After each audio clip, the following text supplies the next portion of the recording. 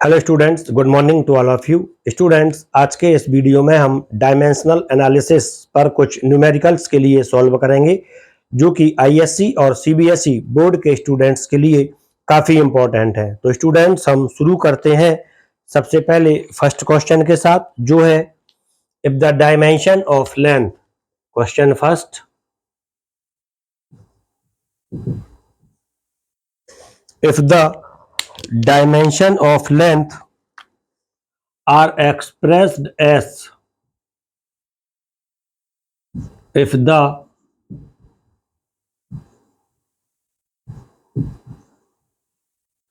dimensions of length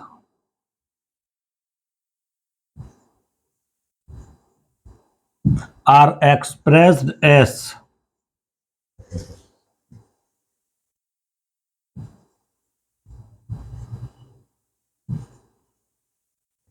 g power a, c power b and h power c, where g is universal,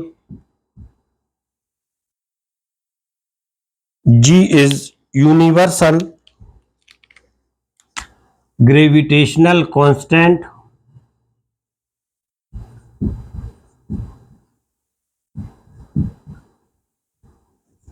g is universal gravitational constant, c is velocity of light,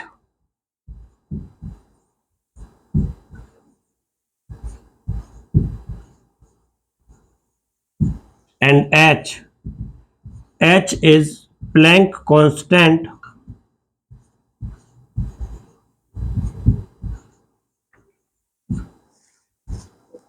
Find out the value of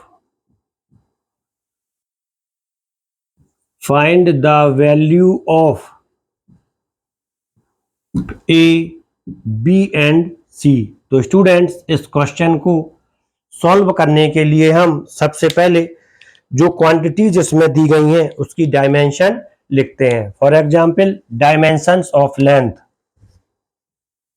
right down dimensions of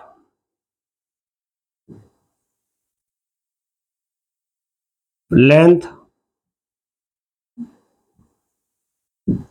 equal to L। इस dimension के लिए हम इस type से भी लिख सकते हैं, m0 L1 T0। Now write down the dimensions of universal gravitational constant G। यदि आपको G की डायमेंशंस लर्न है तब आप इसको लिखें, और यदि आपको G की डायमेंशंस लर्न नहीं है तब आप इसको फाइंड आउट कर सकते हैं। G equal to FR square upon M1 M2 Newton's gravitational law से। तो इसमें जो डायमेंशन आती है F की वह होती है ML T-2 into R square, it is L square. M1 M2 ये M स्क्वायर हो जाती है, तब M-1 L क्यूब T-2, ये इसकी डायमेंशन हो जाती है ग्रेविटेशनल कांस्टेंट की। G equal to M-1 L3 T-2। इसके बाद डायमेंशन ऑफ C यह है velocity of light.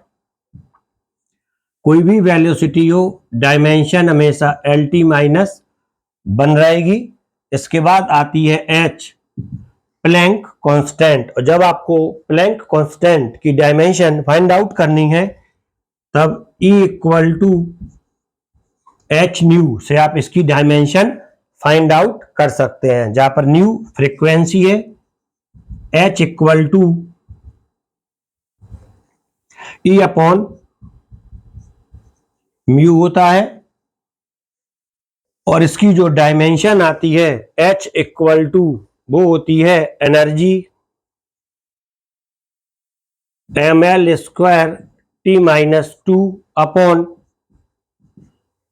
Dimension of frequency T minus 1, ये आ जाती है m L square T minus 1। यदि आपको ये लर्न है तब आप डायरेक्ट लिख सकते हैं, और यदि लर्न नहीं है तब आप इस डायमेंशन को कैलकुलेट करके क्वेश्चन में यूज करें। इसकी dimension H m L square T minus 1, m L square T minus 1 Planck constant की डायमेंशन होती है। तो अब इसको रफ कर देते हैं यहाँ पे। इसके बाद डायमेंशंस का जो यूज होता है जिसमें हम डिफरेंट फिजिकल क्वांटिटीज के बीच रिलेशनशिप फाइंड आउट करते हैं, उसके अनुसार हम लिखते हैं L dimension of length depend करती है G, इसकी जो पावर दी है A, G power A, C power B और H पावर C पर। क्लियर हो जाता है। अब इसके बाद हमें इसकी जो डायमेंशन लिखनी है वो इनकी हम डायमेंशन लिखते हैं, या इसको एक स्टेप और बढ़ा देते हैं। L equal to K G power A C power B H power C equation 1। अब इसके बाद इनकी जो डायमेंशन हमने फाइंड आउट की थी उसको यहाँ पे पुट अप कर देते हैं। तब ये डायमेंशन आती हैं m0 L1 T0, K एक विमाहीन या K इक्वल टू 1 मानते हैं यहाँ पे। और इसके बाद जो G की डायमेंशन आई थी उसको लिखते हैं। G की जो डायमेंशन थी, अलग पेन का यूज करते हैं इसके लिए, G m-1 L3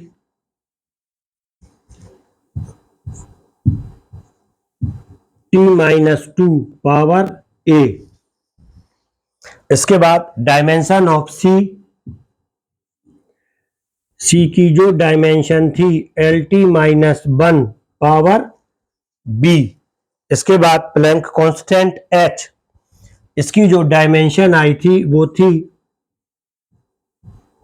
m L square T-1 power C। ये हम डायमेंशन इस टाइप से लिख देते हैं। इसके बाद पुनः यहां पे देखते हैं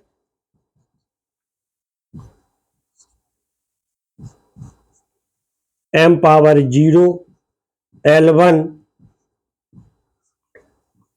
T0 इक्वल टू जो पावर आई है A, इसको हम हर एक फंडामेंटल यूनिट्स के ऊपर मल्टीप्लाई कर देते हैं। तभी आती है m power -A L power 3A T power -2A। इसके बाद LT-1 L power B T-1 है तो ये हो जाती है -B। लास्ट वाला है M power C L power 2C और T1 पावर -C। ये आपको जो कलर का डिफरेंस है आप इसको आसानी से समझ सकते हैं। इसके बाद नेक्स्ट यहां पे करते हैं solve. m power 0 L1 T0 equal to, अब आप जानते हैं कि जब हम मल्टीप्लाई करते हैं तो मल्टीप्लिकेशन में जो पावर होती हैं वो ऐड होती जाती हैं। तो इसका जो बेस है m की जो भी पावर है, अब इसमें हम लेते हैं पहले m और m। सबसे पहले लिया m की जो पावर आती है, m की पावर यहां पर है -a, यहां पर है +c, m power -a plus c, m power -a plus c। इसके बाद l के लिए देखते हैं, यहां पर है l, यहां पर है l, और ये तीनों पार्ट्स में l दिया है। तब l power 3a plus b plus 2c, l power आ जाती है। इसके बाद t के लिए देखते हैं, t इसमें देखते हैं -2a, t आया है -2a -b और -c।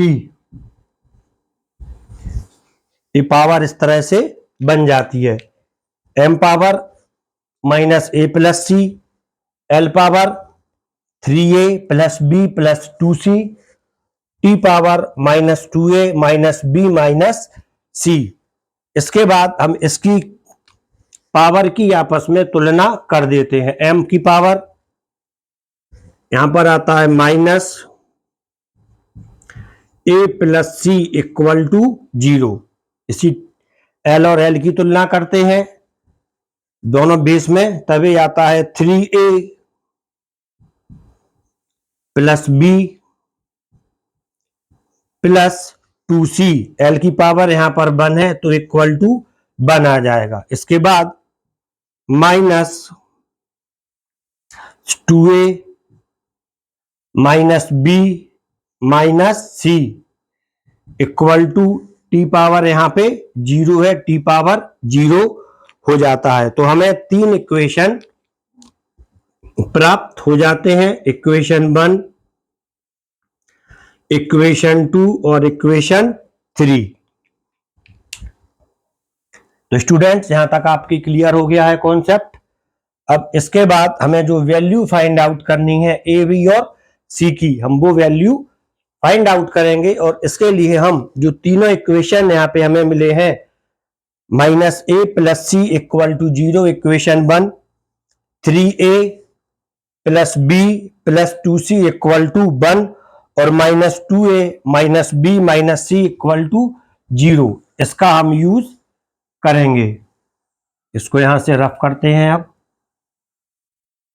हमें सिर्फ इन तीनों इक्वेशन की अभी जरूरत है, तो ये तीनों इक्वेशन यहां पे लिखे रहते हैं। सबसे पहले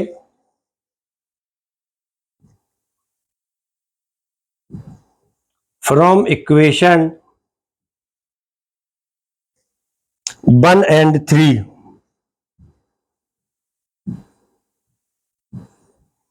फ्रॉम इक्वेशन 1 and 3, 1 इसको लेते हैं -a plus c equal to 0, 3 -2a minus b minus c equal to 0। Clear है? प्लस सी और माइनस सी ये कैंसिल हो जाते हैं और जो नया इक्वेशन मिलता है वह मिलता है -3a minus b equal to 0। -3a minus B equal to 0 equation 4 मिल जाता है। इसके बाद हम लेते हैं नाउ फ्रॉम एक, अब देखें आप इसमें कहीं पे टैली हो रहा है 3a और b, तो 3a और b इक्वेशन 2 से टैली हो रहा है और इससे हम c की वैल्यू फाइंड आउट कर सकते हैं। तो इसके लिए हम now from equation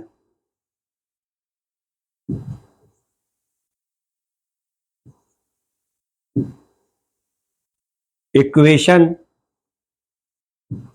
2 and 4, now from equation 2 and 4, equation 2 इसको लिख लें 3a plus b plus 2c equal to 1, equation 2।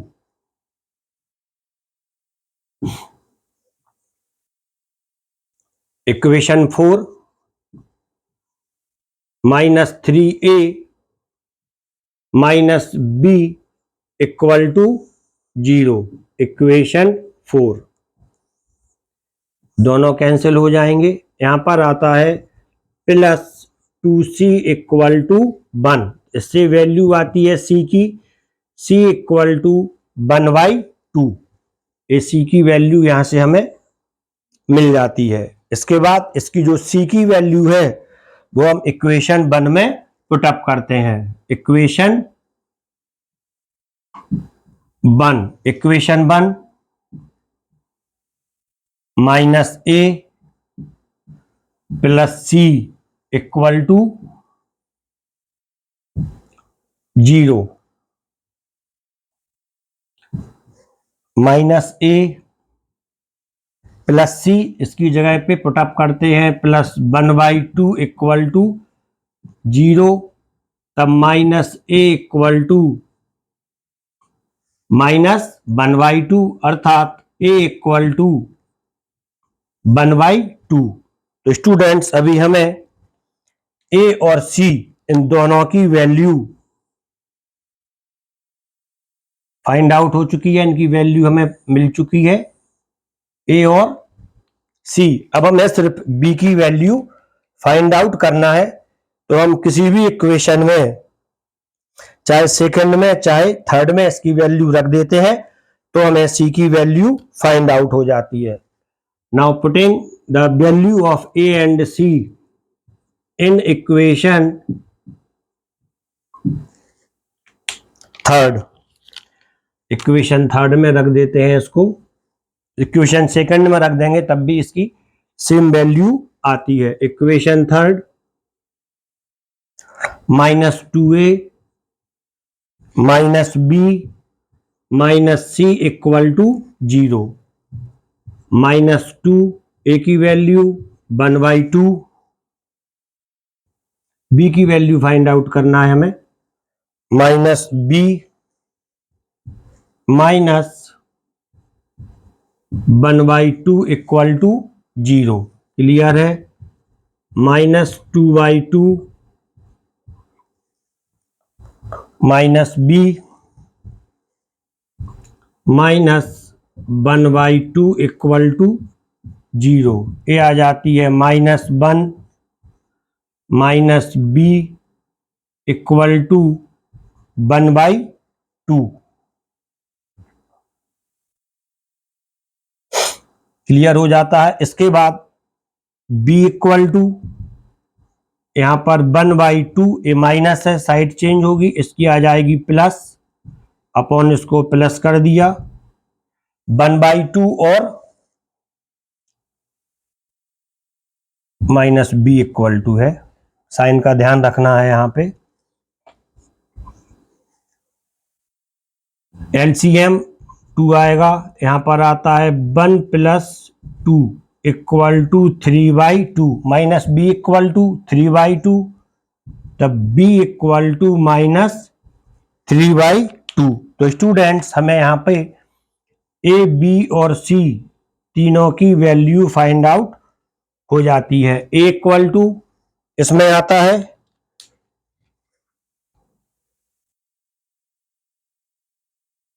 यहां से रफ कर देते हैं।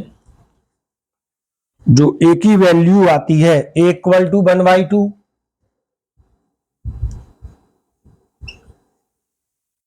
बी इक्वल टू 1/2 और सी इक्वल टू -3/2, ये हमारा आंसर हो जाता है। ए बी और सी तीनों के हमें मान मिल जाते हैं। तो स्टूडेंट्स, ये क्वेश्चन था जो कि लेंथी था लेकिन सिंपल था। इसके बाद हम एक दूसरा क्वेश्चन लेते हैं, वो भी ट्रिकी क्वेश्चन ही लेते हैं।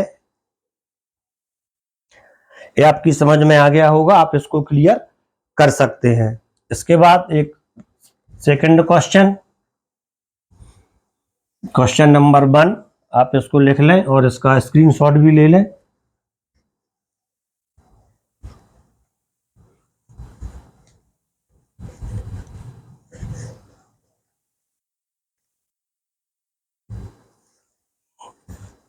क्वेश्चन 2, इसके बाद हम क्वेश्चन 2 सॉल्व करेंगे।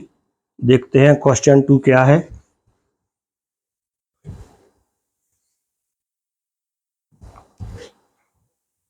Assuming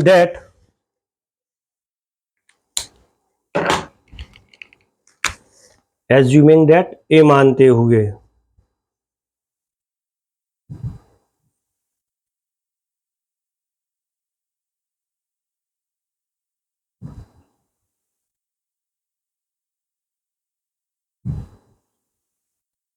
assuming that force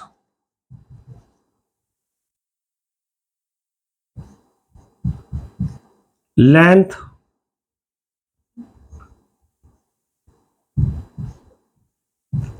and time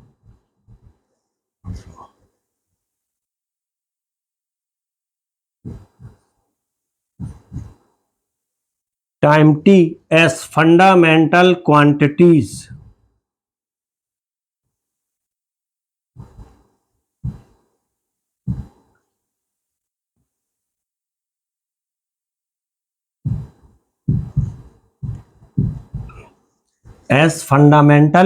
quantities find the dimension of mass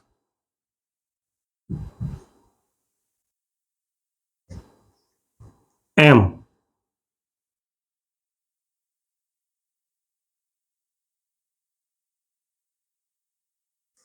आपके लिए एक क्वेश्चन दिया गया है कि फोर्स, लेंथ और टाइम, इन तीनों के लिए हमें फंडामेंटल क्वांटिटीज मानना है और इसके आधार पे हमें मास की या द्रव्यमान की यूं वो डायमेंशन है वो फाइंड आउट करना है। तो स्टूडेंट्स, इसे हम दो तरह से सॉल्व कर सकते हैं। इसका जो पहला आंसर है, फर्स्ट मेथड, ये शॉर्टकट मेथड है। इसका जो फॉर्मूला होता है, force equal to mass into acceleration, the dimension of mass equal to force upon acceleration. Force is a fundamental quantities according to this question. Write down F, और इसके बाद जो डायमेंशन हमें लिखना है एक्सीलरेशन की, वह होती है L t-2। इससे जो हमें डायमेंशन मिलती है मास की या m की, वह होती है F1, L नीचे से ऊपर जाता है, L-1 और t स्क्वायर, ए मास की डायमेंशन हमें मिल जाती है। ये इसका फर्स्ट सॉल्यूशन था। और जो इसमें आंसर आया है, dimension of mass equal to F1 L-1 and t square. तो ये हमारा आंसर सॉल्व हो जाता है। इसके बाद जो इसका रियल आंसर है सेकंड मेथड है, वो थोड़ी लॉन्ग है। अब हम सेकंड मेथड से इसका आंसर फाइंड आउट करते हैं।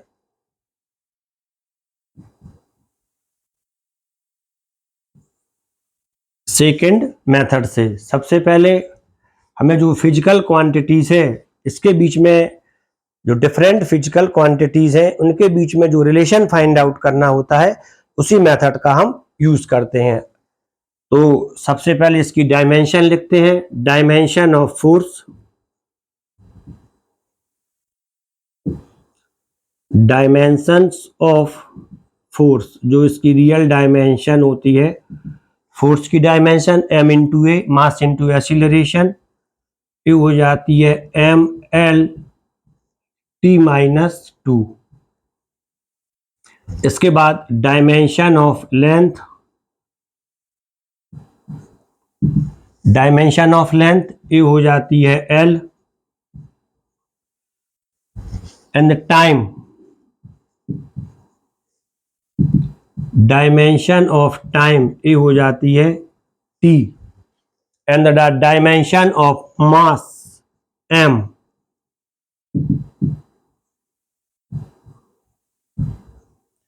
इसे हम इस टाइप से भी लिख सकते हैं m1 l0 t0।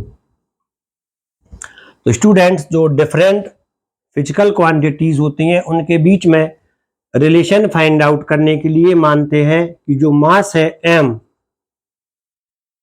ये फोर्स पर, लेंथ पर और टाइम t पर डिपेंड करता है। m is directly proportional to f, l and t। इसके बाद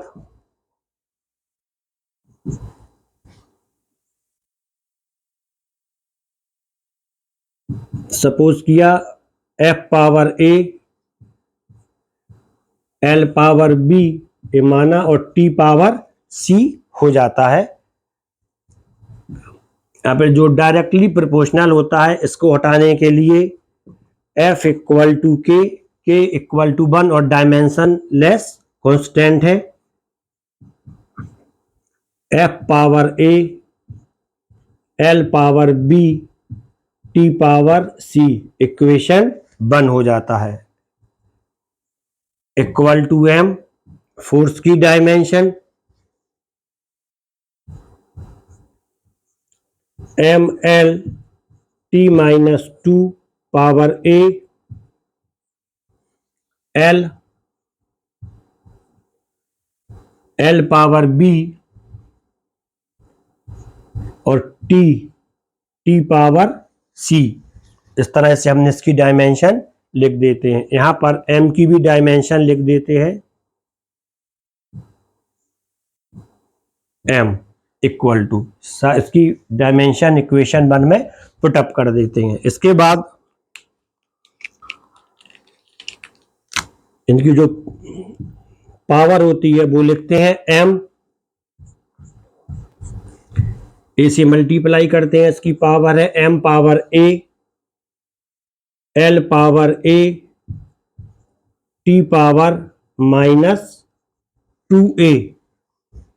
इस b को अंदर मल्टीप्लाई कर दे, l पावर b और t power c equal to M L T. इन तीनों की अलग अलग पावर लिख लेते हैं, मल्टीप्लिकेशन में पावर ऐड होती है। m पावर a यहां पर आ जाता है a, इसमें a है नहीं और इसमें a है नहीं, m पावर a। इसके बाद l पावर देखते हैं, l पावर a, l इसमें है और l पावर b भी है, a प्लस b। इसके बाद आता है t power minus 2a plus C हो जाता है। अब इसकी जो इस साइड की डायमेंशन होती है वो भी लिख लेते हैं। तो ये डायमेंशन आती है, यहां पर m है सिर्फ मास के लिए, m1 L0 T0। अब इसकी हम तुलना कर देते हैं बेस की बेस के साथ, तब जो इक्वेशन बनती है वह आती है a equal to 1 a plus B, L के ऊपर पावर है, इक्वल टू 0, इसके बाद t minus 2a plus C equal to 0। ये हमें 3 इक्वेशन मिल जाती हैं, इक्वेशन 1, 2 और 3। तो अब हम इन्हीं तीनों इक्वेशन की वैल्यू फाइंड आउट करते हैं। a इक्वल टू 1 मिल चुका है, a plus B equal to 0, a plus B equal to 0। तब इसमें a की value 1 plus b equal to 0, तब b इक्वल टू आता है -1। इसके बाद a और b की जो वैल्यू होती है वह इक्वेशन 3 में पुटअप कर देते हैं।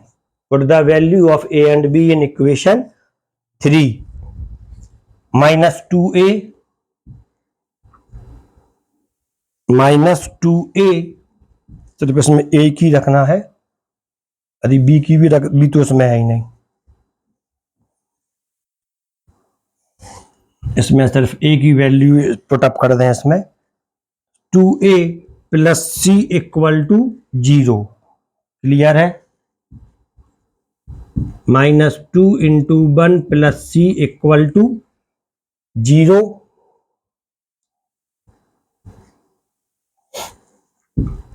-2 plus C equal to 0, C equal to 2।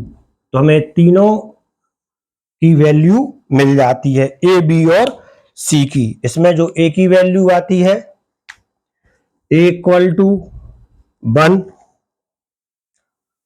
B equal to -1 और सी इक्वल टू 2 मिल जाती है। तो इस इनकी जो वैल्यू होती हैं ए बी और सी, इसको इक्वेशन 1 में हम पुटअप करते हैं। तो जो अब इसको यहां पे थोड़ा रफ कर देते हैं।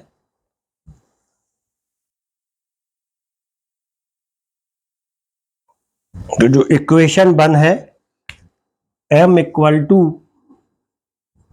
के डायमेंशन लेस है, f की पावर 1 है, f1, l की पावर यहां पर b है जो कि -1 है, l पावर -1 और t की पावर c है जो कि 2 है, t स्क्वायर। इसकी हमें डायमेंशन मिल जाती है जो कि दोनों की डायमेंशन इक्वल है, जो हमने पहले मेथड से निकाली थी और एक दूसरे मेथड से फाइंड आउट की थी। तो स्टूडेंट्स, ये आप इस टाइप से मास की डायमेंशन फाइंड आउट कर सकते हैं। इसके बाद हम एक क्वेश्चन और इसमें सॉल्व करते हैं जो कि टिपिकल है, और वो इक्वेशन है check the correctness of equation. उसको हम सॉल्व करते हैं। जो करेक्टनेस ऑफ इक्वेशन है, हम जानते हैं कि कोई भी इक्वेशन करेक्ट कब होता है, इक्वेशन के करेक्ट होने के लिए हम law of homogeneity of dimensions का यूज करते हैं। यदि इसमें लेफ्ट हैंड साइड की जो डायमेंशन है वह राइट हैंड साइड की डायमेंशन के इक्वल होती है, तब इक्वेशन सही होता है। और इसके लिए हम एक इक्वेशन लेते हैं, v इक्वल टू, क्वेश्चन है check the correctness of equation.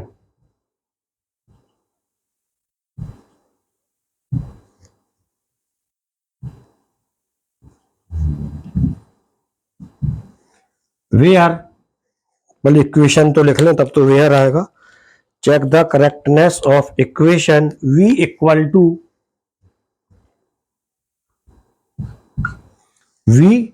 Equal to pi, एक कांस्टेंट है,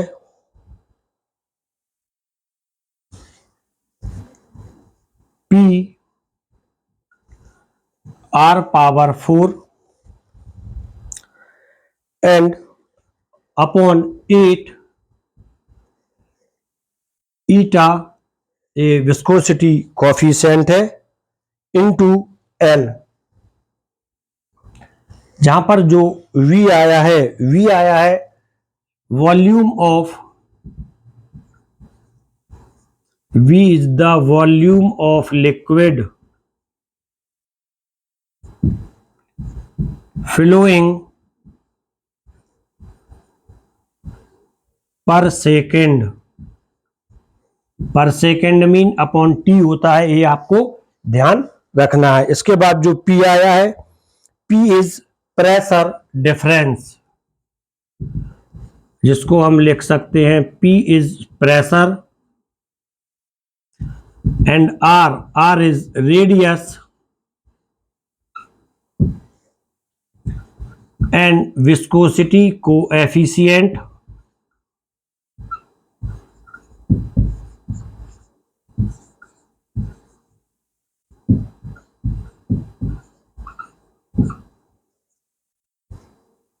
and L is the length and L is length।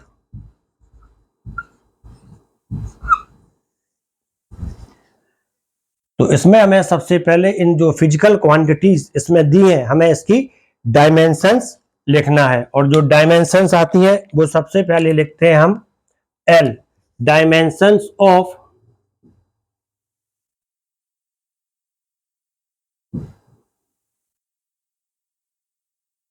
L length, इसकी डायमेंशन आती है L, viscosity coefficient, dimension of eta equal to ये होती है ml minus 1 t minus 1। यदि आपको ये डायमेंशन लर्न नहीं है तब आप इसको फाइंड आउट भी कर सकते हैं। डायमेंशन ऑफ r जो कि रेडियस है, रेडियस की डायमेंशन भी L होती है। इसके बाद dimension of pressure P, pressure equal to force upon area, इसकी dimension force upon area, force mlt minus 2 upon L square, ये हो जाती है m L minus 1 t minus 2।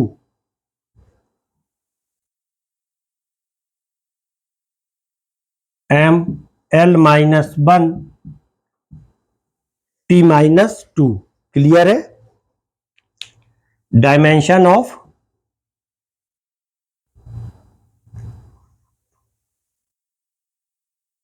Pressure equal to force F equal to m into A. Clear. इसके बाद V is the volume of liquid flowing per second. तो इसकी जब हम डायमेंशन फाइंड आउट करते हैं तो ये आती है वॉल्यूम अपॉन टाइम, क्योंकि पर सेकेंड दिया है तो इसकी आ जाती है डायमेंशन वॉल्यूम अपॉन टाइम के साथ। वॉल्यूम इसकी डायमेंशन L क्यूब और time T equal to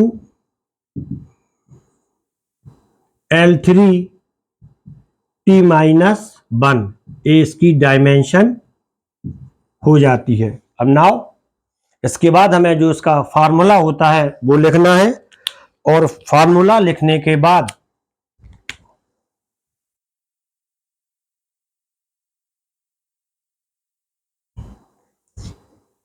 right down formula V equal to pi dimensionless quantities P r power 4 8 eta l, ये इसका फार्मूला होता है। अब इसमें डायमेंशन पुट अप कर देते हैं। v इसकी dimension l cube t minus 1 equal to pressure difference P, इसकी जो डायमेंशन आई थी वो थी ml minus 1 t minus 2 into r power 4, r power 4 means l power 4 upon viscosity coefficients, इसकी जो डायमेंशन थी m l minus 1 t minus 1 और l की जो पावर है वो l ही रहेगी। क्लियर है? m से m a cancel, l minus 1 cancel हो जाता है। t माइनस 2 है, यहाँ पे माइनस 1 है, जो t माइनस 1 बचता है, l 4 है, यहाँ पे l 1 है, ऊपर जाएगा माइनस हो जाएगा, इक्वल टू आता है l3 t minus 1, l3 t minus 1। तो क्लियर है, इक्वेशन करेक्ट है, क्योंकि इसमें जो लेफ्ट हैंड साइड की डायमेंशन है वो राइट हैंड साइड की डायमेंशंस के इक्वल है। तो ये इक्वेशन करेक्ट है। तो स्टूडेंट्स, अभी आपने जो इम्पोर्टेंट क्वेश्चन हो सकते थे उसकी स्टडी कर ली है। इससे आपके कॉन्सेप्ट भी क्लियर होते हैं और आप जो सिंपल क्वेश्चन होते हैं वो इजीली कर लेते हैं। तो आप लगातार मेरे साथ जुड़े रहें, वीडियो के लिए लाइक कर दें और चैनल के लिए सब्सक्राइब कर दें। ये चैनल आईएससी और सीबीएसई बोर्ड्स के इंग्लिश मीडियम स्टूडेंट्स के लिए भी है। इसमें आपको फिजिक्स और केमिस्ट्री के टॉपिक दिए जाएंगे, चैप्टर विथ एक्सरसाइज दिए जाएंगे। Thank you.